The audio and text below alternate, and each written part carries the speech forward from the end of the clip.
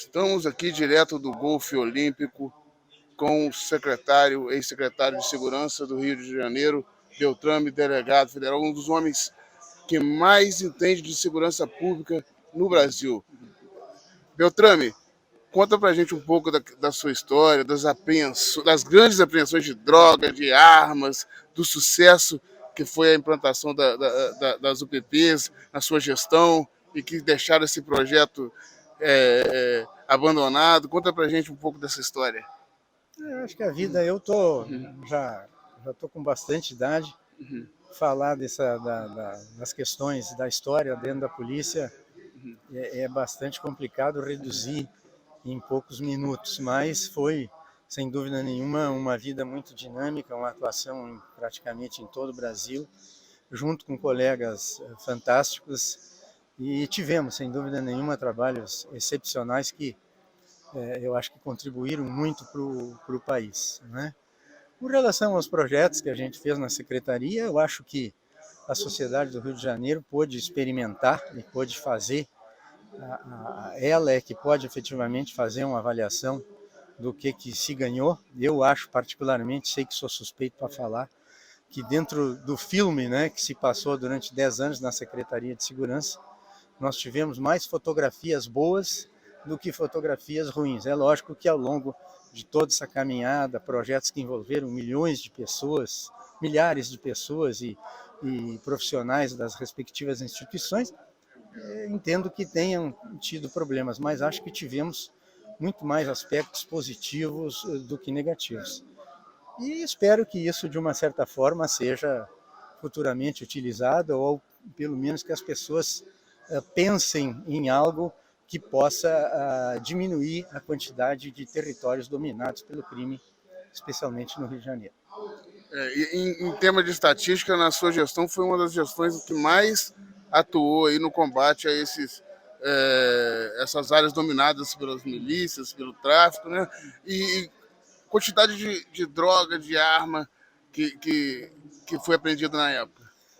Foi muita coisa. Eu tenho na minha mente agora aqui, rapidamente, não sei se você se lembra, que numa ocupação do alemão a gente encheu, né, um pequeno ginásio que havia na chefia de polícia, na antiga chefia de polícia, uma verdadeira montanha de armas somente naquele local. E o que o projeto, né, das unidades polícia pacificadora realmente pregava é a ocupação do território e, lógico, dentro desse programa, desarmar as pessoas. Claro que o tráfico de drogas é importante, mas particularmente eu acho que a arma é um problema muito maior que a droga. Nós temos visto que depois do desarme das UPPs, voltou tudo como era antes, praticamente, não teve uma sustentação do programa, e hoje a gente vê novamente os territórios do Rio dominados não só pelo tráfico, agora mas também por milícias, e ontem a gente viu uma operação na Penha também, onde teve grande atuação na sua gestão. Qual é a sua opinião sobre isso? O que tem que ser feito para resgatar todo aquele trabalho antigo? Eu mais uma vez digo que eu sou suspeito para falar, porque eu acho que uma questão central que nós temos no Rio de Janeiro e talvez já em vários outros lugares do Brasil e até da América Latina, e isso não é algo fácil de fazer, é a questão territorial. Nós, na verdade, temos no Rio de Janeiro pequenos outros rios de janeiro. Nós temos, e nesses lugares você não tem formalidade, você põe o Estado Democrático de Direito em risco, as instituições não conseguem atuar, a não ser pedindo licença. Então, eu acho que esse é um problema central, né? O Estado se assenhorar novamente destas áreas, claro que isso é um trabalho para uma vida inteira, né? Mas para que ele possa ali fazer o que todo mundo quer, que é política pública. Se você não entra num lugar, você não faz política pública. E se você tiver que fazer política pública pedindo licença para déspotas, né, para reis, eu acho que aí as coisas tendem a não dar certo. Então eu acho que esse é um foco que todos nós precisamos nos convencer e unir forças para buscar a eliminação dessa questão territorial por conta exatamente de facções criminosas. Eu acho que esse é um ponto fundamental. Enquanto isso, tem que se buscar medidas emergenciais para poder distensionar e viabilizar cada vez mais a cidade, para a economia, para o lazer, para o transporte, para esse evento que está acontecendo aqui. O problema maior é os escudos humanos que eles montam, né? Tem como fazer, retomar esses territórios sem perdas humanas, com menos impacto na questão dos direitos humanos. Como se fazer isso? Você que teve muita experiência com isso, como você entra numa área dominada pelo tráfico, dominada pelas milícias, sem desobedecer as normas de direitos humanos, sem mortes? É muito difícil, é muito complicado. Como que é essa questão que você teve muita experiência com? O que eu acho assim, se você tem um território aqui numa determinada comunidade, né, você sabe que aquele território é conflagrado, que aquele território é protegido por armas de guerra. Então você tem que entrar ali e ocupar, mas permanecer. Por quê? Porque você entrando lá e permanecendo, você vai acabar com a guerra. E a guerra é o problema.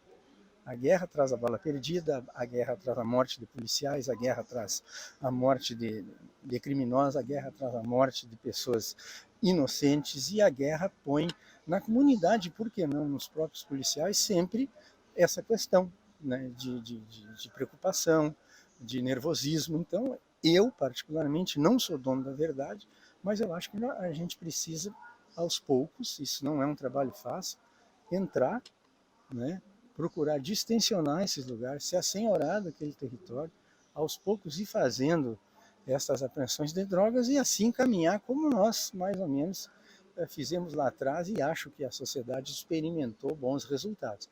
Agora, sem dúvida nenhuma é difícil, sem dúvida nenhuma tem que ter uma determinação, uma resiliência muito forte para dar continuidade a isso.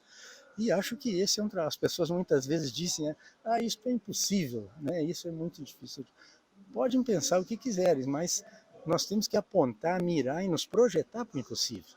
Na caminhada para atingir o impossível, muita coisa vai se fazer. Uma coisa interessante, por exemplo, eu estive em Dubai. Dubai é tido como a cidade com menos violência no mundo. E lá você não vê policial na rua, mas tem um sistema de inteligência muito forte, câmera para todo lado. Se você fizer, na mesma hora eu te acho, te notifico. Por que esse sistema de inteligência não é implantado aqui no Brasil? Eu acho que não é só a questão de inteligência. Eu acho que nós temos aqui polícia civil, nós temos polícias bem equipadas e que têm competência de fazer isso. É que junto com a segurança, eu sempre digo, segurança pública, a polícia, ela não é a solução de segurança pública. A polícia faz parte da solução. Então aí entram outros fatores, como por exemplo, ordem pública, né? Você pega uma cidade como Dubai, que é totalmente ordenada, é muito mais fácil de você fazer um monitoramento. Agora, como que você vai fazer um monitoramento aonde uma casa da outra está 1,5 m, 2 metros? Então, junto da questão de segurança pública, tem toda a questão de ordem pública, tem toda a questão de mobilidade, de iluminação pública, enfim, dos outros requisitos que a comunidade precisa. Ou seja, num lugar como aqui, talvez onde a gente esteja, é muito mais fácil de você fazer uma inteligência do que num lugar onde as pessoas mal e mal conseguem transitar. Então, são políticas públicas que, junto com a segurança, ou logo depois da segurança, são obrigatoriamente, tem que acontecer. E é o que a gente falava lá atrás. Realmente, para botar uma câmera na comunidade é difícil, né? Porque eles quebram. Mas como é que funciona a questão dos drones? Tem ajudado hoje na inteligência? Eu estou muito... Estou aposentado, estou fora assim de uma realidade hoje da polícia, mas o drone eu acho que é uma tecnologia que veio para ficar. Acho também que em lugares com uma densidade muito grande de pessoas, ele também tem suas dificuldades, mas o drone, quando a gente lá atrás já utilizava, ele já tinha uma utilização muito positiva, e acho que hoje ainda a tecnologia deve ter aperfeiçoado mais ainda isso. E o que precisa para melhorar para o outro lado da história, para a polícia? O que precisa na carreira do policial para ele ser mais efetivo, para a incorporação ser mais abrangente? Olha, eu acho que as corporações, e não só de segurança pública, ele precisa de uma valorização profissional à altura do risco e das condições que ele enfrenta na rua para trabalhar, né? Nós temos muito que pensar nisso. Eu tenho um servidor público e esse servidor público vai fazer o quê, aonde e como, com que condições. Acho que esse é um dever de um gestor, é sempre estar vendo como que eu vou lançar esse policial na rua, como que eu vou lançar esse policial numa investigação. Essa é uma luta eterna por capacitação, por condições de trabalho, por salário, sem dúvida nenhuma. E acho que essa questão, né, é uma questão latino-americana. Acho que nós estamos assim, há necessidade de se buscar cada vez mais estrutura para as instituições, porque o crime ele se estrutura. O crime não faz licitação para comprar as coisas. O crime não tem tomada de preço para fazer as coisas. O crime compra as coisas, inclusive em mercado negro. O Estado é diferente. Então, a diferença que tem de se obter logística para o crime e logística para o Estado são antagônicas. E a gente precisa estar sempre movendo, procurando alternativas para encurtar essa distância. A política de tolerância zero. A gente tem um país agora da América Latina que construiu uma prisão para 70 mil pessoas e lotou ela praticamente em um mês. E a popularidade do presidente cresceu por isso. Essa política de tolerância zero, ela funciona ou é mais marketing? Eu acho que tem que analisar caso a caso, né? Isso tem que analisar caso a caso. A gente tem o exemplo de Nova York também, que foi muito parecido com isso, mas tem que se analisar a cultura das pessoas, como é que o país caminha, em que situação as coisas estão. Eu acho que isso exige, né, até pela força da medida, exige um debate muito grande. Não é de uma hora para outra que pode se fazer isso, né? Encher uma cadeia com 70 mil pessoas, claro, tem que fazer que se faça, mas acho que isso precisa de uma discussão mais ampla para tomar uma decisão dessa natureza. Muito obrigado, Beltrame. É um grande prazer para a gente tê-lo aqui hoje, nesse evento aqui no Golf.